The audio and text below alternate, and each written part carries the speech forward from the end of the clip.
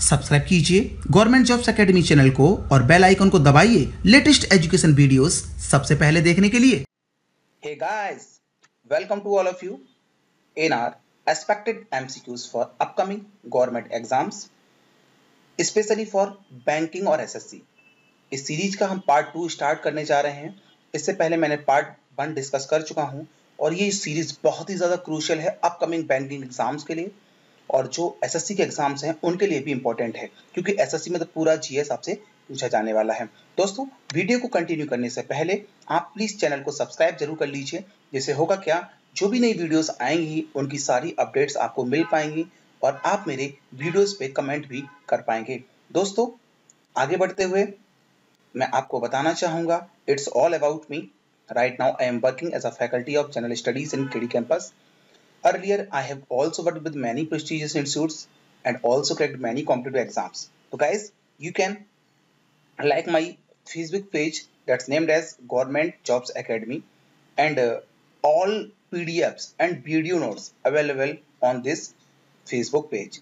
दोस्तों, स्टार्ट करते हैं अपनी सीरीज और आप चाहते हैं कि आप PDF इन क्वेश्चंस की आपको मिल जाए तो आप सेम पेज से जाकर डाउनलोड कर सकते हैं। दोस्तों, इस सीरीज का अगला क्वेश्चन है हमारा, which among the following is the oldest public sector bank. दोस्तों, मैंने आपको एक वीडियो यहाँ पे बना के दिया था, historical background of banking in India. अगर आपने नहीं देखा है, जो लोग नए हैं मेरे चैनल पे, तो इस चैनल पे जाके एक वीडियो है historical background of banking in India, जहां मैंने 1770 से लेकर 2017 तक, यानी कि 1770 से लेकर 2070 तक के 17 तक के जो जितने भी बैंकिंग में हिस्टोरिकल जितने भी चेंजेस हुए हैं, सारे मैंने वहां पे डिस्कस किए हुए हैं। तो बड़ा सिंपल सा क्वेश्चन है कि इस समय इनमें से सबसे पुराना हमारा जो कॉमर्शियल बैंक है, जो भारत में काम कर रहा है, पब्लिक सेक्टर बैंक है, उसका नाम क्या है? तो आंसर बड़ा सिंपल सा है, हमारा इलाहाबाद बैंक। अगला क्वेश्चन है हमारा, What was the establishment year of UTI in India? दोस्तों, अगर बात करें unit trust of India, unit trust of India यहाँ पे एक्ट के थ्रू समझाने की कोशिश की है। तो यूनिट ट्रस्ट ऑफ इंडिया की अगर एस्टेब्लिशमेंट की बात करें तो दोस्तों ये एस्टेब्लिश हुई थी 1964 में, और यह भारत की पहली कंपनी थी जिसने भारत में म्यूचुअल फंड्स को इंट्रोड्यूस किया। और तो यहाँ पे क्वेश्चन का आंसर होगा किस एक्ट के थ्रू? तो 1963 एक्ट ऑफ पार्लियामेंट। इसका एक्ट पास हुआ 1963 में और ये एस्टेब्लिश्ड हुई 1964 में। आपसे क्वेश्चन अब ये पूछेगा कि यूनिट ट्रस्ट ऑफ इंडिया थी, अब उस ऑर्गेनाइजेशन को किस नाम से जानते हैं? तो दोस्तों, भारत में जब नई इकोनॉमिक पॉलिसी आई, जिसको बोलते हैं लिबरलाइजेशन, प्राइवेटाइजेशन, ग्लोबलाइजेशन, उसके बाद भारत में प्राइवेट बैंक्स को लाइसेंस देना शुरू कर दिया। उसके बाद ये यूटीआई जो थी, इसको प्राइवेट बैंक का लाइसेंस मिला और आज ये भारत में एग्जिस्ट करती है एक्सिस बैंक के नाम से। अगला क्वेश्चन है दोस्तों, तो इसका आंसर हो जाएगा ए। आगे है, general insurance corporation of India was formed and registered. देखिए, जनरल इंश्योरेंस, देखिए बेसिकली इंश्योरेंस दो प्रकार का होता है, एक लाइफ इंश्योरेंस होता है, एक जनरल इंश्योरेंस होता है। पिछले वीडियो में मैंने बताया, लाइफ इंश्योरेंस जो कंपनी थी भारत की, फर्स्ट 5 ईयर प्लान के दौरान शुरू की गई 1956 में, और जनरल इंश्योरेंस का कॉन्सेप्ट इंदिरा जी लेके आई भारत में। आपको पता होगा जब थर्ड 5 ईयर प्लान शुरू हुआ उस दौरान, और बेसिकली इसको एस्टेब्लिश कब किया गया, रजिस्टर्ड कब किया गया? तो यहाँ पे सर आंसर होगा 1974। आगे चलते हैं sir, general insurance corporation of India was registered under which act? किस एक्ट के तहत ये काम करती है? तो सर एक इंश्योरेंस कंपनी है, तो नो डाउट ये काम करती होगी इंश्योरेंस एक्ट 1938 के अकॉर्डिंग। अगला क्वेश्चन है, एक्सिम स्टैंड फॉर या एक्सिम मीन? तो एक्सिम का मतलब है export and import bank of India. अगर दोस्तों आपको जितने भी स्पेशलाइज्ड बैंक है, नाबार्ड है, सिडबी है, एनएचबी है, एक्सिम है, ये क्या है? अगर आप इनके बारे में ज्यादा जानना चाहते हो तो आपके लिए मैंने एक वीडियो बना रखा है बहुत डिटेल्ड, जिसका नाम है डेवलपमेंट बैंक्स इन इंडिया। वहां इन सारे टॉपिक्स के बारे में बहुत अच्छे से क्लियर किया गया है। तो यहाँ पे क्वेश्चन है, इसकी फुल फॉर्म क्या है? तो फुल फॉर्म है export and import bank of India. अगला क्वेश्चन है, the export and import bank of India act passed in. तो सर ये पूछ रहे हैं कि एग्जिम के लिए एक्ट कब क्रिएट हुआ? तो नो डाउट ये एग्जिम स्टार्ट हुई थी 1982 में, तो एक्ट स्टार्ट हुआ होगा, क्रिएट हुआ होगा 1981। अगला क्वेश्चन है, Exim bank offers credit and lines of credit, यानी कि बोलते हैं sir credit and lines of credit, यानी कि एलओसी, किसको ये पैसा प्रोवाइड करेगी? तो नाम से पता चलता है एक्सपोर्ट एंड इंपोर्ट, तो नो डाउट, तो सर सीधी सी बात है, फॉरेन गवर्नमेंट और बैंक्स को ये पैसा प्रोवाइड कराती है। आगे चलते हैं, national housing bank was established on. NHB की एस्टेब्लिशमेंट कब हुई? तो sir NHB national housing bank जो भारत में हाउसिंग सेक्टर को देखती है, और ये दोस्तों एक्सिम बैंक भारत, माफ कीजिएगा, एनएचबी जो एक सब्सिडरी है आरबीआई की। सब्सिडरी का मतलब आरबीआई के बॉडी का अंग। आरबीआई की 3 सब्सिडरी हैं, एक है बीआरबीएन एमपीएल, और इसके अलावा डीआईसीजीसी, और इसके अलावा एनएचबी। अगर इनके बारे में ज्यादा जानना चाहते हो कि आरबीआई क्या है, इसकी सब्सिडरीज क्या है, क्या क्या काम करते हैं, तो सर एक वीडियो अवेलेबल है ऑल अबाउट आरबीआई, वहां मैंने इन सारी चीजों को डिफाइन किया हुआ है। तो इसका आंसर होगा सर सी, यानी कि 1988। अगला क्वेश्चन है, what is the minimum age to become the manager in private sector bank? तो आपको पता है सर, आप अगर मैनेजर बनना चाहते हैं तो जो मिनिमम एज है सर, प्राइवेट में हो चाहे गवर्नमेंट में, डेट इज 21 ईयर। अगला क्वेश्चन है, which of the following provides accidental death come disability cover of ₹2 lakhs? तो दोस्तों ये सोशल वेलफेयर स्कीम से क्वेश्चन है, और इन सोशल वेलफेयर स्कीम्स पर भी मैंने एक वीडियो अपने चैनल पर डाल रखा है। अगर आप और ज्यादा जानना चाहते हो, ये बहुत इंपॉर्टेंट एग्जाम्स के पॉइंट ऑफ व्यू से, तो social welfare schemes in India आप जान सकते हो, और इसका आंसर होगा PMSBY। तो ये क्या है? प्रधानमंत्री जीवन ज्योति बीमा, है ना, ये सारे इंश्योरेंस स्कीम्स हैं, इनके बारे में आप जान सकते हैं। तो आप एक बार उस वीडियो को देख लीजिएगा, आपको सब कुछ समझ में आ जाएगा। बेटी बचाओ बेटी पढ़ाओ योजना क्या है, ये योजना क्या है, तो सारी स्कीम्स को मैंने जो इंपॉर्टेंट है वो वहां पे डिस्कस करने की कोशिश की है। अगला क्वेश्चन है, from the following statement which is incorrect about guidelines of RBI? ये कह रहा है कि निम्न में से आरबीआई की गाइडलाइंस में से कौन सा इनकरेक्ट है? पहला है, minimum capital requirement will be 500 crore, ये वाला सर बिल्कुल सही है, 500 करोड़ रुपए चाहिए। दूसरा है, aggregate foreign share holding new bank should not exceed 94, बिल्कुल सही। पहले 5 सालों में जो फॉरेन इन्वेस्टमेंट है वो 49% से ज्यादा नहीं होना चाहिए। The new bank should open at least 25% of branches in unblocked rural area and banked rural area, ये बात बिल्कुल सही है। The bank should open at least 25% of its branches in metro, ऐसा बिल्कुल नहीं है। ये नियम है कि बैंकों को कम से कम ब्रांचेस 25% गांव में खोलनी पड़ेंगी।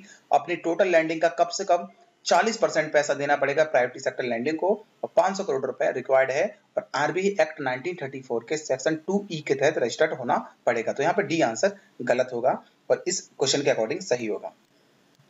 अगला क्वेश्चन है, from the following statement in which is incorrect about NBFC?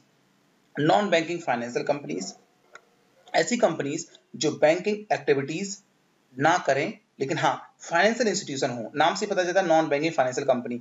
दोस्तों ये ऐसी कंपनीज होती हैं जो करंट अकाउंट सेविंग अकाउंट में डील नहीं कर सकती, यानी कि डिमांड डिपॉजिट स्वीकार नहीं कर सकती, लेकिन एक बैंक की तरह ही ये काम करती हैं। कह रहे हैं कौन सा इनके बारे में गलत है? NBFC can not accept demand deposits, ये बात बिल्कुल सही है। वो पूछ रहा है गलत कौन सी है? NBFC do not form a part of the payment and settlement system, ये बिल्कुल सही है। आरबीआई के पेमेंट एंड सेटलमेंट जो एक्ट है 2007 उसका पार्ट ये नहीं होते हैं, चेक नहीं जारी कर सकते। DICGC deposit insurance facility of, तो कहने का मतलब जो डीआईसीजीसी आरबीआई की सब्सिडरी है जो 1 लाख रुपए तक के लोगों के जमाओं का बीमा करती है, उसका भी ये पार्ट नहीं होते हैं। तो बड़ा सिंपल सा आंसर होगा नन ऑफ दीज, ये तीनों शर्तें इन पे लागू होती हैं। अगला क्वेश्चन है, who is the chairman of SEBI? तो सर चेयरमैन के सेबी के अब तक चेयरमैन थे मिस्टर उपेंद्र कुमार सिन्हा, यूके सिन्हा, जिनको रिप्लेस किया है कुछ ही समय पहले मिस्टर अजय त्यागी। सेबी 1988 में एस्टेब्लिश हुई और 1992 में इसका एक्ट क्रिएट हुआ। इसका हेड ऑफिस है मुंबई में, और यह भारत के कैपिटल मार्केट पूंजी बाजार का नियंत्रक है, और इसके चीफ है मिस्टर अजय त्यागी। अगला क्वेश्चन है, who is the CEO of NITI Aayog? नीति stand for national institution for transforming India. ये बॉडी बनाई गई 1 जनवरी 2015 को, रिप्लेस करके लाई गई है प्लानिंग कमीशन को, और पंचवर्षीय योजनाओं को खत्म करके अब नीति आयोग भारत में 15 वर्ष के प्लान इंट्रोड्यूस करने जा रहा है। अगर आप ज्यादा जानना चाहते हैं नीति आयोग क्या है, एनडीसी क्या है, प्लानिंग कमीशन क्या है, 5 ईयर प्लान क्या है, 15 ईयर प्लान क्या है, तो सर मैंने एक वीडियो बना रखी है अपने चैनल पे, economic planning in India NITI Aayog, तो वहां इनके बारे में आपको जानकारी मिल सकती है। तो फिलहाल इसके जो चेयरमैन हैं प्रधानमंत्री होते हैं हमेशा नरेंद्र मोदी जी, और सीईओ पहली सीईओ थी सिंधु श्री खुल्लर, जिनको हाल में ही रिप्लेस किया था मिस्टर अमिताभ कांत ने। अगर आपसे उपाध्यक्ष पूछ ले तो इसके उपाध्यक्ष हैं मिस्टर अरविंद पनगरिया। तो यहाँ पे सीईओ पूछा गया, चीफ एग्जीक्यूटिव ऑफिसर, तो आंसर होगा ए सही। अगला क्वेश्चन है, full form of try. Try एक ऐसी बॉडी है जो भारत में टेलीकॉम सेक्टर को रेगुलेट करती है। रिलायंस जियो के आने के बाद से काफी चर्चाओं में है, तो इसकी फुल फॉर्म होती है sir telecom regulatory agency of India. गलत होगी, telecom regulatory authority of India. C answer सही है यहाँ पे। अगला क्वेश्चन है दोस्तों, the extended date of Basel 3 norms which was earlier 31 March 2018। देखिए आरबीआई ने बेसल 3 के जो नॉर्म्स फॉलो होने थे हमारे यहाँ 2018 तक होने थे, लेकिन इनको एक्सटेंड करा लिया है 2019 तक। तो आंसर होगा बी। और बेसल नॉर्म्स क्या है, तो सर मैं इस पे पूरा टॉपिक आपको बना के दूंगा, बेसल फर्स्ट, बेसल 2, बेसल 3, आखिर बेसल नॉर्म्स की जरूरत क्या पड़ी, आखिर ये कैसे काम करते हैं। तो आप टेंशन ना लीजिए, अब मैं आपको जल्द ही इन सारे टॉपिक्स पे बैंकिंग के आपको वीडियोस प्रोवाइड करा दूंगा, अगर आपका सपोर्ट मिलता रहा तो। आगे चलते हैं, what is the tagline of SBI. तो सर टैगलाइंस देखिए स्टैटिक जीके में बैंक्स के हेडक्वार्टर आपको लर्न करने पड़ेंगे, बैंक्स के टैगलाइन पंचलाइन आपको पता होनी चाहिए, और इसके अलावा जो करंट में डिस्कशन में हो, चर्चाओं में हो, बैंक के जो चीफ होते हैं, चेयरमैन होते हैं, सीएमडी होते हैं, वो पता होना चाहिए। तो सर ये क्वेश्चन पूछा गया था, लेकिन इसके साथ मैंने और भी ऐड कर दी जो एसबीआई की टैगलाइंस हैं। With you all the way SBI कहता है, pure banking nothing else SBI कहता है, the Nations bank on us. तो कहने का मतलब ये आपको रटनी पड़ेगी, इसमें सर कोई शॉर्टकट नहीं हो सकता। आंसर होगा ए। अगला क्वेश्चन है, the headquarter of Punjab national bank. तो सर एक ट्रिक मैं अब आपको बताऊंगा, स्टैटिक जीके में दिल्ली की पंजाबी महिलाएं बहुत तेज होती हैं, यानी कि ऐसी बैंक जिनके सब नाम में दिल्ली, जिनके हेड ऑफिस दिल्ली एनसीआर में है, उनके नाम में होगा दिल्ली में हेड ऑफिस है तो पंजाब महिला और कॉमर्स। तो पंजाब नेशनल बैंक का हेड ऑफिस है दिल्ली में, भारतीय महिला बैंक अब तो खत्म हो गया, इसका भी नई दिल्ली में था, ओरिएंटल बैंक ऑफ कॉमर्स इसका गुड़गांव में था। तो इसका आंसर होगा सी, इलाहाबाद बैंक का आंसर है सी। सर ये कई बार पूछा गया, सॉरी माफ कीजिएगा, पंजाब नेशनल बैंक का, और बच्चे सोचते हैं पंजाब तो लगता है इसका हेड ऑफिस कहाँ होगा, पंजाब में होगा, तो गलत कराते हैं, नहीं इसका दिल्ली में है सर। आगे चलते हैं, what is the FDI limit in insurance. तो सर ये आपको याद रखनी पड़ेंगी एफडीआई की लिमिट्स, तो मैं इस पर प्रॉपर वीडियो बनाऊंगा, इंडिया फॉरेन ट्रेड, भारत का विदेशी व्यापार, तो वहां से आप सीख सकते हैं। तो फिलहाल आपको आंसर रटना पड़ेगा, तो राइट नाउ इट इज 49%। अगला क्वेश्चन है, Beti Bachao Beti Padhao initiative was started with initial corpus of. कहना है बेटी बचाओ बेटी पढ़ाओ योजना कितने रुपए के साथ शुरू की गई। मैंने आपको पहले फिर बताया कि सोशल वेलफेयर स्कीम्स पे मैं वीडियो ऑलरेडी अपलोड कर चुका हूं, वहां से जाके आप सीख सकते हैं, और यहाँ आंसर होगा सर 100 करोड़ रुपीस। दोस्तों उम्मीद करता हूं आपको ये इनिशिएटिव पसंद आ रहा होगा, अगर पसंद आ रहा है तो कम से कम यार लाइक कर दीजिए, कम से कम कमेंट कर दीजिए, और इस वीडियो को शेयर कर दीजिए, जिससे मुझे थोड़ा सा मोटिवेशन मिलेगा। बहुत सारे लोग होंगे तो मुझे ज्यादा अच्छा लगेगा, और मैं बहुत सारे लोगों को ये अपना इनिशिएटिव पहुंचा पाऊंगा। दोस्तों कंपटीशन की तैयारी कर रहे हैं तो बिल्कुल भी हमको परेशान नहीं होना चाहिए, कोशिश करते रहना चाहिए। कहते हैं ना कि लहरों से डर के नौका पार नहीं होती, और कोशिश करने वालों कभी हार नहीं होती। क्या कमी रह गई, ढूंढो और सुधार करो, और फॉलो करते रहिए गवर्नमेंट जॉब्स एकेडमी को। तो दोस्त तो आपको मैं बताना चाहूंगा, लगातार हो रही असफलताओं से निराश नहीं होना चाहिए, कभी कभी गुच्छे की आखिरी चाबी भी ताला खोल देती है। सदा सकारात्मक रहें और आगे बढ़ें। और दोस्तों thanks for watching, and you can follow us on Facebook. Till then, thank you. But in last, please subscribe the channel. All the best.